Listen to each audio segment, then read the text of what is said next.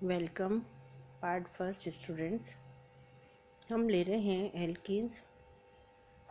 इस चैप्टर के अंतर्गत आज जो हमारा टॉपिक है वो है केमिकल रिएक्शंस ऑफ एल्कीन्स। आज के लेक्चर में हम एल्कीन की इम्पॉर्टेंट रासायनिक अभिक्रियाएं लेंगे। एल्कीन में electrophilic addition reaction main reaction होती है। ये हमने पहले देखा था। एल्कीन के अंदर जो मुख्य अभिक्रिया है वो है इलेक्ट्रोफिलिक योगात्मक अभिक्रिया।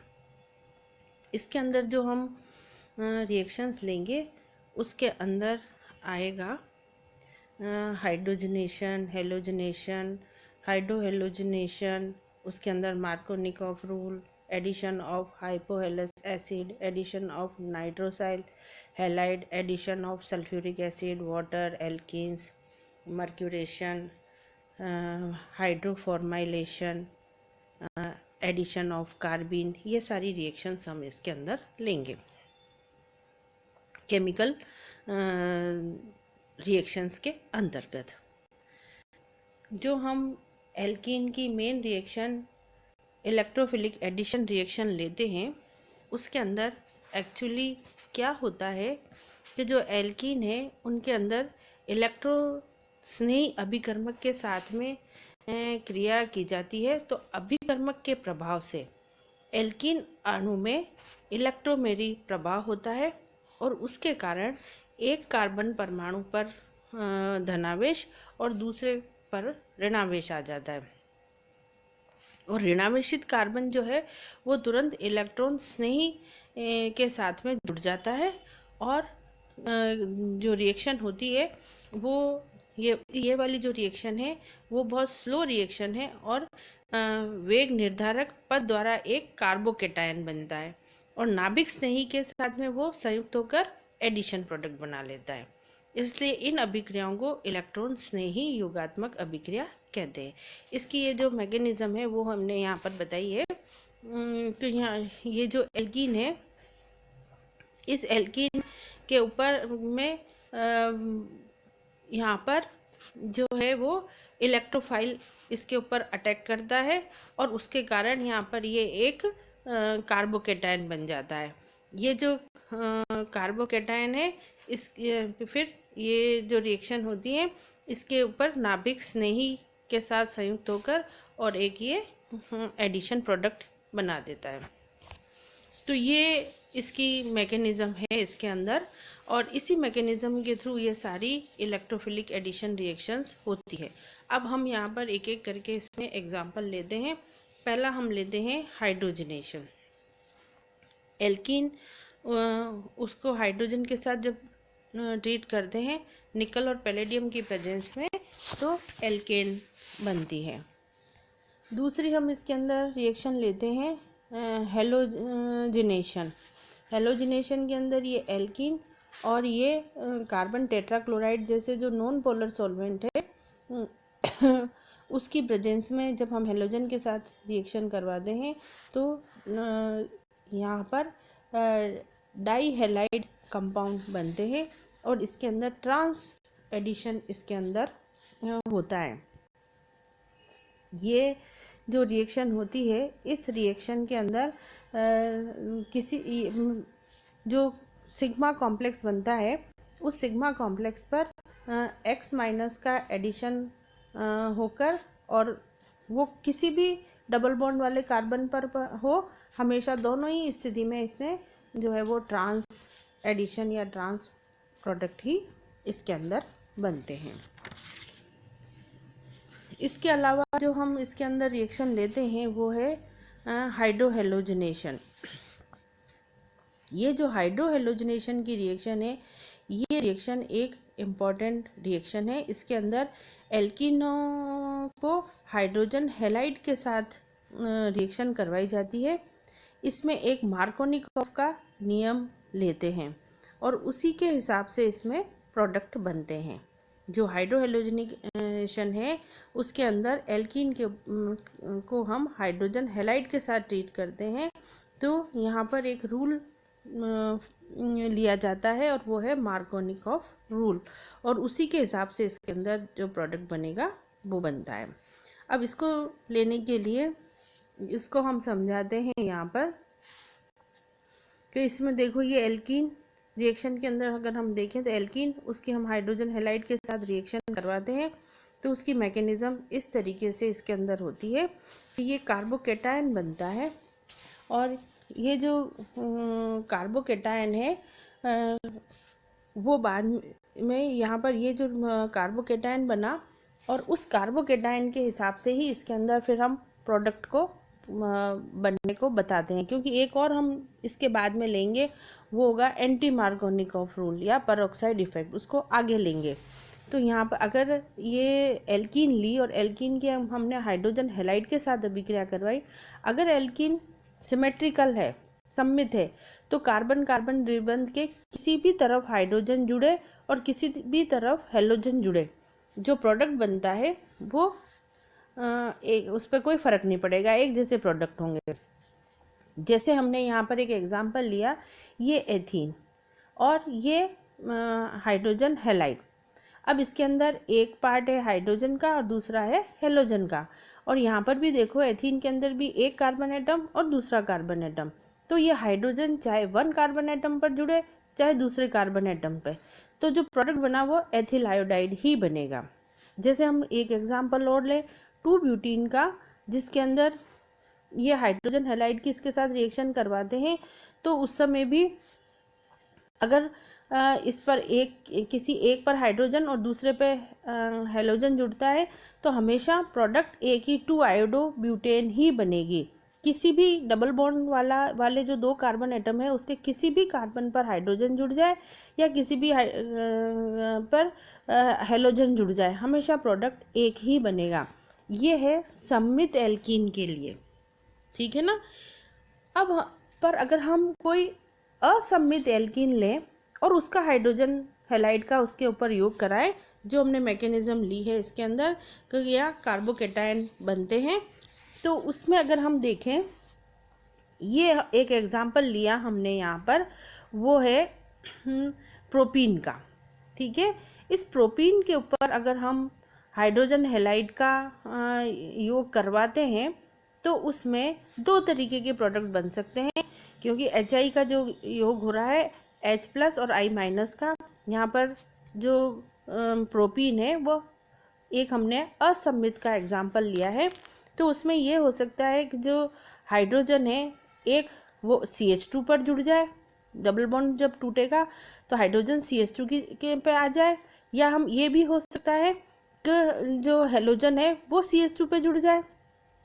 दो स्थितियाँ यहाँ पर हो सकती है कि जो हेलोजन है वो या तो CH2 वाली साइड पे जुड़े या फिर हेलोजन जो है वो CH वाले जगह पर जुड़े।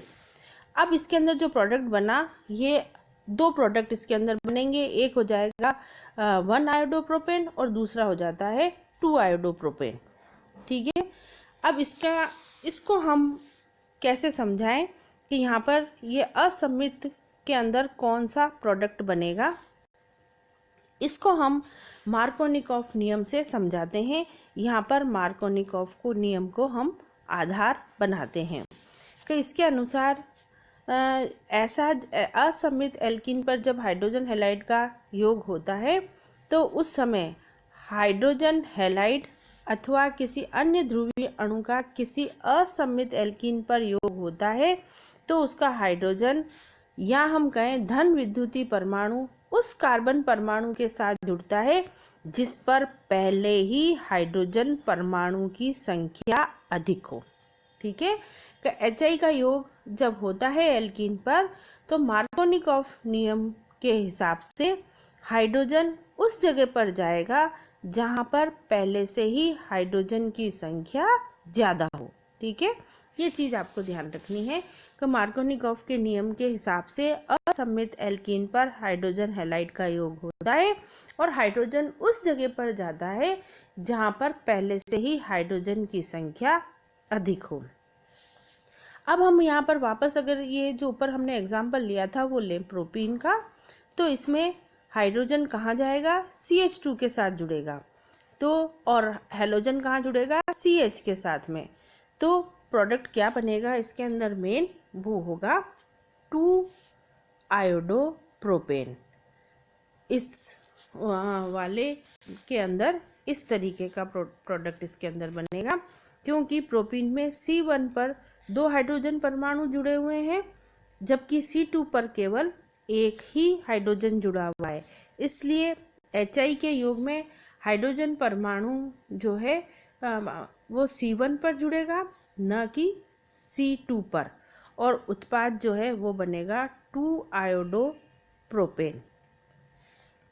इसी तरीके से अगर हम और एग्जाम्पल लें, 1 ब्यूटीन और 2 मैथिल प्रोपीन, उनके भी अगर हम यहाँ पर लें और उस पर HI का योग उस पर करवाते हैं, तो 1 ब्यूटीन के अंदर HI के योग से बनेगा 2 आयोडोब्यूटेन, जबकि 2 मैथिल प्रोपेन इस पर HI का योग करवाते हैं तो बनता है 2 आयोडो 2 मैथिल प्रोपेन, क्योंकि हाइड्रोजन वहाँ जाएगा जहाँ पर हाइड्रोजन की संख्या पहले से ही अधिक हो।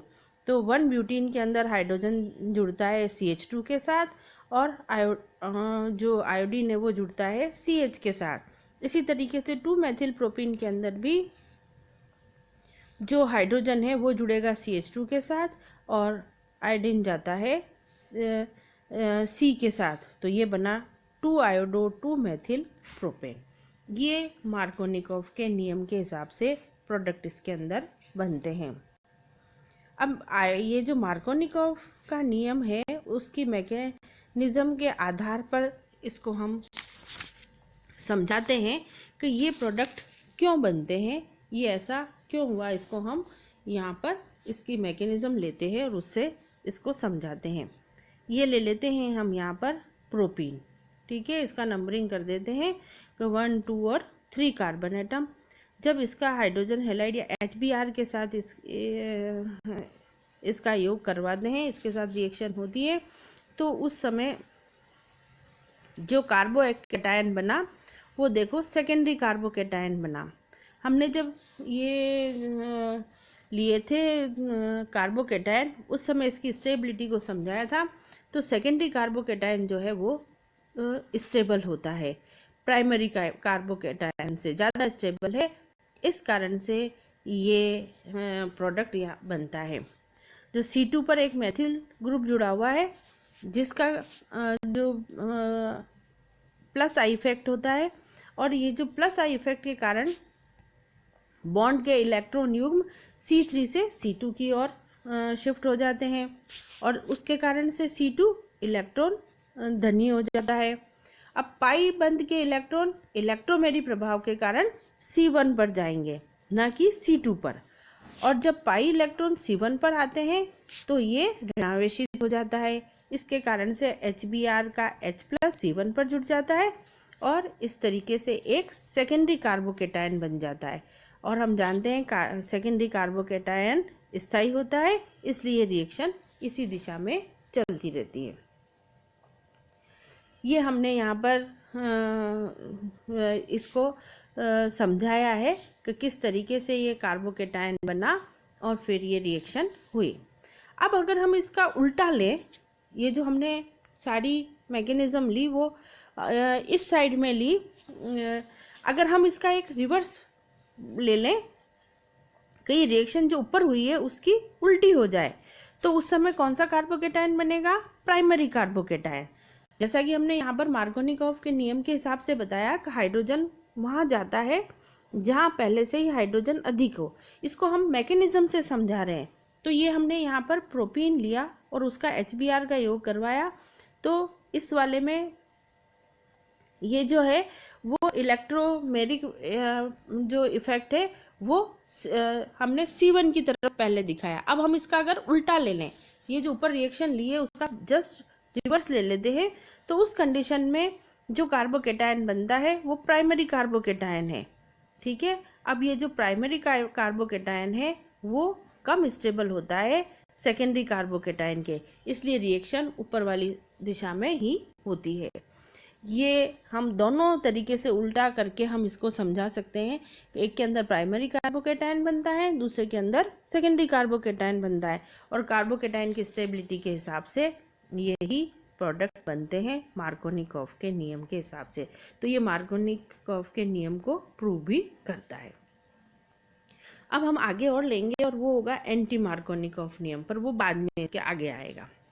नेक्स्ट जो हम इसकी रिएक्शन लेते हैं वो है एडिशन ऑफ हाइपोहेलस एसिड के साथ में। जब इसकी हाइपोहेलस एसिड के साथ में रिएक्शन होती है तो हेलोहाइड्रिन्स बनते हैं। नेक्स्ट जो रिएक्शन है वो है एडिशन ऑफ नाइट्रोसाइल हैलाइड। जब नाइट्रोसिल हैलाइड के साथ इसकी रिएक्शन करवाई जाती है तो उस समय जैसे प्रोपीन लिया और उसकी नाइट्रोसिल क्लोराइड के साथ रिएक्शन कराते हैं। नाइट्रोसिल क्लोराइड क्या है? NOCl। इसको हम टिल्डन रिएजेंट भी कहते हैं। कई बार एग्जाम में टिल्डन रिएजेंट पूछा जाता है तो वो है NOCl। तो प्रोपीन की जब हम टिल्डन रिएजेंट के साथ अभिक्रिया कराएं या नाइट्रोसिल क्लोराइड कहें तो उससे प्रोपीन नाइट्रोसो क्लोराइड बनता है। अब यहाँ पर जैसे हमने हेलोजन हैलाइड लिए उसी तरीके से यहाँ पर NO मॉलिक्यूल जो है वो पूरा धन विद्युतीय भाग है। ठीक है, जैसे वहाँ पर हाइड्रोजन था वैसे यहाँ पर NO जो है वो धन विद्युतीय भाग है। इस कारण से ये मार्कोनिकॉफ नियम के हिसाब से NO ग्रुप असममित एल्कीन में उस कार्बन परमाणु के साथ जुड़ेगा जिस पर बंधित हाइड्रोजन परमाणु की संख्या अधिक होती है। ठीक है, ये नाइट्रोसिल हैलाइड का योग जो है उसके अंदर आपको ये ध्यान रखना है कि जो NO मॉलिक्यूल है वो पॉजिटिव पार्ट है। जैसे मार्कोनिकॉफ का नियम हमने अप्लाई किया था हाइड्रोजन हैलाइड के लिए तो वहाँ पर हाइड्रोजन पॉजिटिव पार्ट था, यहाँ पर NO पॉजिटिव पार्ट है। तो ये NO किस पर जाएगा? जहाँ पर हाइड्रोजन की संख्या अधिक है। तो उसके हिसाब से प्रोपीन पर जब हम नाइट्रोसिल क्लोराइड के साथ रिएक्शन कराते हैं तो प्रोपीन नाइट्रोसो क्लोराइड बनता है। इसी के अलावा हम नेक्स्ट जो रिएक्शन लेते हैं वो एडिशन ऑफ सल्फ्यूरिक एसिड। जब सल्फ्यूरिक एसिड की एल्कीन के साथ अभिक्रिया होती है तो एल्काइल हाइड्रोजन सल्फेट बनते हैं। ये योग भी मार्कोनिकॉफ नियम के हिसाब से ही होता है। नेक्स्ट आता है इसके अंदर वो है एडिशन ऑफ वाटर। जब वाटर के साथ इनकी रिएक्शन होती है तो एल्केनोल बनते हैं, अल्कोहल बनाते हैं ये। Next addition of alkenes. Alkene की जब हम एडिशन ऑफ एल्केन्स ये कहलाता है एल्काइलेशन। एल्कीन की जब हम एल्केन के साथ रिएक्शन करवाते हैं तो हायर एल्केन्स बनती है। जो एल्केन हमने लिए उसकी एल्कीन के साथ रिएक्शन करवाई तो जो एल्केन ली थी उससे हायर इसके अंदर एल्केन बनेगी।